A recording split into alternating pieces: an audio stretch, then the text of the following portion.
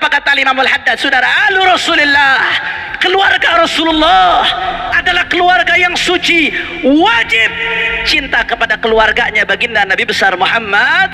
Orang yang berani-berani menghina sahabat Rasulullah, menghina ahlul bait Rasulullah, ada tidak baik perasaannya kepada sahabat, kepada ahlul bait, dia menghancurkan pondasi agamanya, saudara. Assalamualaikum warahmatullahi wabarakatuh. Sebagai muslim, kita harus menghormati sekaligus mencintai keluarga dan keturunan Rasulullah Sallallahu Alaihi Wasallam yang disebut Ahlul Bait. Rasulullah memang mengimbau agar umatnya menghormati dan mencintai keluarga dan keturunannya. Hal ini kerana Ahlul Bait memang memiliki kemuliaan tersendiri sebagai kerabat Rasulullah Sallallahu Alaihi Wasallam. Allah berfirman di dalam Al-Quran, Surat Asy-Syura ayat 23, Allah berkata, katakanlah wahai Muhammad, tiada aku minta suatu balasan melainkan kecintaan kalian kepada kerabatku. Dari firman Allah di atas, tegas bahawa kaum muslimin memang harus menghormati dan mencintai Ahlul Bait, bukan saja kerana kerabat mereka dengan Rasulullah SAW, tetapi juga kerana Allah telah memerintahkan kepada beliau untuk berseru kepada umatnya agar mencintai kerabat beliau.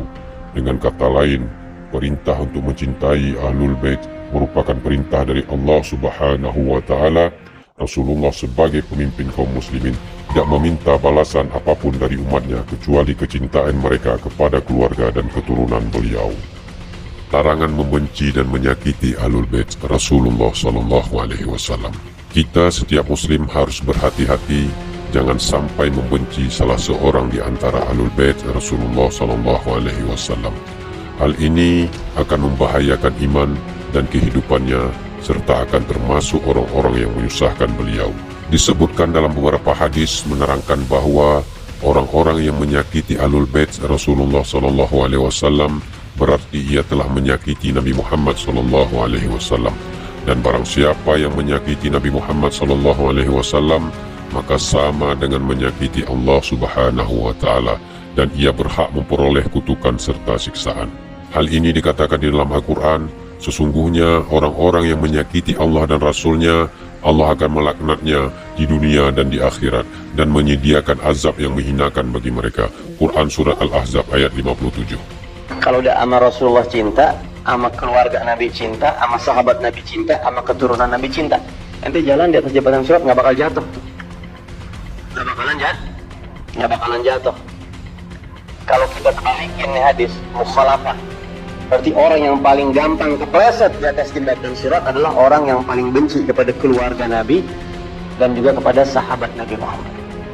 Hati-hati yang mulutnya lancang sama sahabat Rasulullah. Hati-hati yang mulutnya lancang sama istri-istri Rasulullah, sama anak cucu keturunan Rasulullah.